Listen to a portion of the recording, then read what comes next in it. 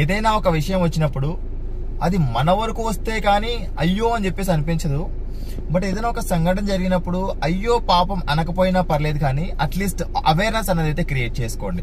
ఎందుకంటే నేను ప్రతిసారి కూడా ఒక ప్రాణం అన్నది చాలా విలువ అన్నది, మనది చాలా షార్ట్ లైఫ్. ఆ షార్ట్ లైఫ్ ని మనం ఖచ్చితంగా ఎంజాయ్ చేయాలి. అండ్ సేఫ్టీ గురించి నేను ఎక్కువ ప్రయారిటీ ఇస్తుంటాను, లైఫ్ కి ఎక్కువగా ఇంపార్టెన్స్ ఇస్తూ ఉంటాను. దానికి గల రీజన్స్ ఏంటి అని చెప్పేసి ప్రతి ఒక్క వీడియోలో చెప్తూ ఉంటాను. బట్ ఏదైనా ఒక సంఘటన జరిగినప్పుడు ఏంటంటే మనం రోడ్లో వెళ్తున్నప్పుడు ఫొటోస్ అండ్ వీడియోస్ తీసుకుని అలా మర్చిపోతూ ఉంటాం. ఆ తర్వాత జస్ట్ ఒక హాఫ్ అన్ అవర్ అయిపోగానే మళ్ళీ అదే తప్పు మనం చేస్తాం అనమాట. అలా తప్పు చేసే సందర్భంలో మనకు తెలియకుండానే మన ప్రాణాలని కోల్పోతూ ఉన్నాం. ఈ విషయాన్ని అయితే గుర్తుంచుకోండి. యాక్చువల్గా ఈ సంఘటన ఎక్కడ జరిగింది ఏంటి అని చెప్పేసి అయితే మనం చూసినట్టయితే కనుక ఈ సంఘటన యాక్చువల్గా బిఎన్ రెడ్డి దగ్గర జరిగిందండి, హైదరాబాద్ లో.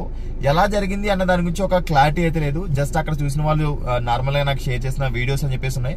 ఆ వీడియోస్ సంబంధించిన క్లిప్స్ మాత్రమే యాడ్ చేస్తాను. అండ్ మీకు మిగతా వీడియోస్ కావాలంటే మాత్రం మీరు ఒకసారి ఇన్స్టాగ్రామ్ లోకి అయితే రండి, మీకు ఇన్స్టాగ్రామ్ లో నేను షేర్ చేస్తాను సంబంధించిన వీడియోస్ అనేది.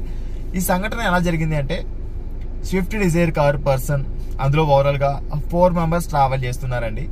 కొంచెం స్పీడ్ లోనే ఉన్నారు బ్రదర్ అని చెప్పేసి అయితే అక్కడ ఉన్నవారు నాకు అందించిన సమాచారం. అండ్ ఇప్పుడు ఏదైతే వీడియో చేస్తున్నానో అక్కడ ఉన్నవారు నాకు షేర్ చేసిన ఇన్ఫర్మేషన్ తప్ప ఇది నాకు నేను ఊహించుకొని చేసిన సమాచారం కాదండి. అండ్ దీనికి సంబంధించి ఎటువంటి బాధ్యత అని చెప్పేసి మన ఛానల్ పైన ఉండదు. అక్కడ వారు ఎవరైతే ఏదైతే ఇన్ఫర్మేషన్ షేర్ చేశారో ఆ ఇన్ఫర్మేషన్ ని మాత్రం నేను మీకు షేర్ చేసి ఒక అవేర్నెస్ ని క్రియేట్ చేసే ఒక ప్రయత్నం మాత్రమే అండి. ఈ సంఘటన ఎలా జరిగింది అంటే యాక్చువల్గా ఒక స్విఫ్ట్ డిజైర్ కార్ లో 4 మెంబర్స్ ట్రావెల్ చేస్తున్నారు. తను ఓవర్ స్పీడ్ లో ఉన్నారని చెప్పేసి చెప్తూ ఉన్నారు. అండ్ క్రెటా కార్ యాక్చువల్గా మనకు 2 లైన్స్ ఉంటాయి కదా, వెళ్ళడానికి ఒక లైన్ అండ్ రావడానికి ఒక లైన్. ఆ క్రెటా కార్ అనేది యాక్చువల్గా కొంచెం ముందుకు వెళ్ళేసేసి యూటర్న్ చేసుకోవాల్సి ఉంది. బట్ ముందుకు ఎక్కడికో వెళ్ళి యూటర్న్ చేసుకోవడం ఎందుకు, అక్కడే యూటర్న్ చేసుకుంటే బాగుండు కదా అని చెప్పేసి యూటర్న్ చేసుకున్నారు అని అయితే నాకు అక్కడ అందించిన సమాచారం. అలా యూటర్న్ చేసుకున్నప్పుడు ఏదైతే స్విఫ్ట్ డిజైర్ కార్ వస్తుందో స్పీడ్ గా రావడం వల్ల అక్కడ ప్రమాదం జరిగింది అని చెప్పేసి అయితే మనకు చెప్పడం జరిగిందండి.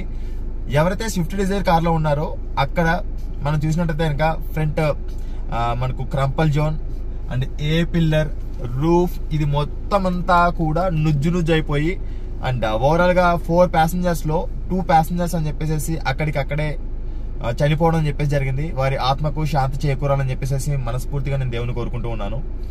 అండ్ ఇంకొక 2 కూడా సివియర్ గా ఇంజూరీ అయ్యిందని చెప్పేసి అయితే చెప్పడం జరుగుతుంది. అండ్ క్రెటా కార్ లో ఎవరైతే ట్రావెల్ చేస్తున్నారో వారికి లెగ్ ఇంజూరీ అయిందని చెప్పేసి అయితే చెప్తూ ఉన్నారు.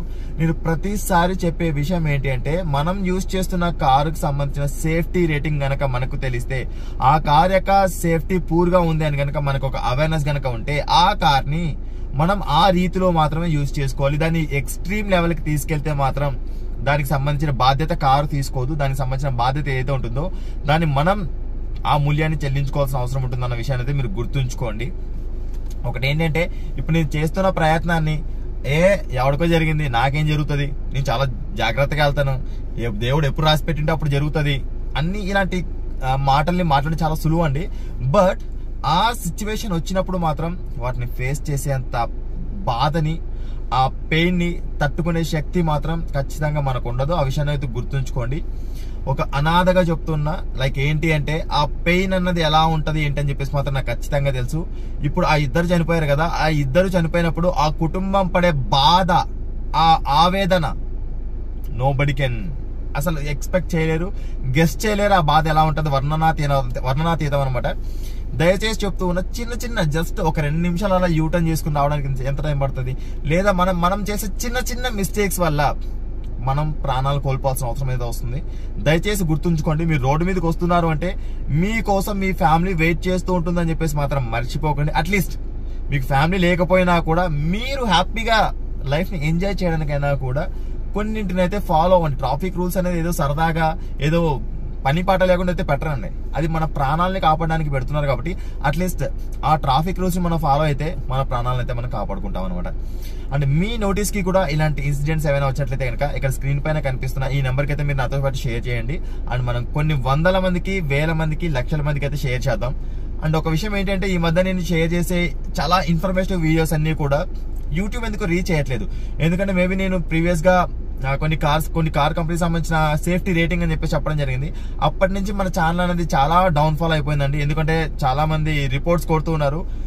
రిపోర్ట్స్ ఎక్కువగా పనిచేస్తాయా లేకపోతే మీ లవ్ అండ్ అఫెక్షన్ అనేది ఎక్కువగా పనిచేస్తుందా అనేది మాత్రం నాకు ఈ వీడియోలో అట్లీస్ట్ చూపించండి. ఎందుకంటే వీడియో చూస్తున్న ప్రతి ఒక్కరు కూడా ప్లీజ్ లైక్ చేయండి. లైక్ వల్ల మీకు ఏం నష్టం వచ్చేది ఏం లేదండి. దానివల్ల ఇంకొంతమందికి ఆ వీడియో అనేది రీచ్ అవుతుంది. నేనేదో లక్షలు సంపాదించేస్తానని చెప్పేసి మీకు చెప్పట్లేదు. ప్లీజ్ వీడియో చూస్తున్న ప్రతి ఒక్కరు కూడా ఒక లైక్ చేయండి. అండ్ ఇన్స్టాగ్రామ్ లో నేను పెట్టిన ఒక వీడియో అనేది 20 lakhs 2 million కి రీచ్ అయిపోతే విత్ ఇన్ 3 days లో అదే వీడియోలో యూట్యూబ్ లో 20,000 30,000 కూడా వెళ్ళట్లేదండి. అంటే అర్థం చేసుకోండి. దయచేసి నేను చేస్తున్న ఏవైతే వీడియోస్ ఉన్నాయో అవి అవేర్నెస్ కోసం అని చెప్పేసి అర్థం చేసుకోండి. మంచి అనేది ఎప్పుడూ కూడా గట్టిగానే ఘాటుగానే ఉంటదండి. మీకు ఫీవర్ వచ్చినప్పుడు మీరు వేసుకునే పారాసిటమాల్ అనేది కూడా చేదుగానే ఉంటది. అదే మనకు కోక్ కానీ లేకపోతే మిగతా ఏవైనా డ్రింక్స్ ఉన్నాయనుకోండి చాలా తీయగా మనకు ఇదిగా ఉంటది. బట్ ఏది విషయం అందులో మీరు చెప్పండి.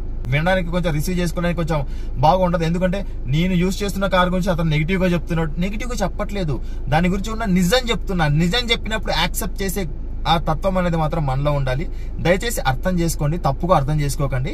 నేను చేస్తున్న ప్రయత్నం అనేది కేవలం ఆ కారు ఎంతవరకు సపోర్ట్ చేస్తుంది, ఎంతవరకు సపోర్ట్ చేయదు, అది మీరు దాన్ని ఎలా యూజ్ చేసుకోవాలని చెప్పేసి చెప్పే ప్రయత్నం మాత్రమే. ఇక్కడ స్విఫ్ట్ డిజైర్ కార్ అనేది అట్లీస్ట్ 4 star రేటింగ్ ఉన్నా కూడా అందులో కూర్చున్న ఎవరైతే ప్యాసింజర్స్ ఉన్నారో వారు బ్రతికే ఛాన్స్ అని చెప్పేసి ఉండేది. ఎందుకంటే ఫ్రంట్ క్రంపల్ జోన్ అనేది స్ట్రెంత్ లేదు, పిల్లర్ మొత్తం విరిగిపోయి ఇక్కడ దాకా వచ్చేస్తుందండి. అంటే అర్థం చేసుకోండి. అండ్ నేను చేసే ప్రయత్నం అనేది ఏంటి అని చెప్పేసి. అండ్ ఈ వీడియో కనుక మీకు నచ్చినట్లయితే లైక్ చేయండి. అదేవిధంగా మీ ఫ్రెండ్స్ అండ్ ఫ్యామిలీ మెంబర్స్ కూడా షేర్ చేసుకోండి. Thanks for watching. Bye. Seat belt ధరించండి, హెల్మెట్ ధరించండి, సురక్షితంగా ప్రయాణించండి. ఆంబులెన్స్ దారి ఇవ్వడం మాత్రం మర్చిపోద్దు. Please don't drunk and drive. బోలో భారత్ మాతాకి జై.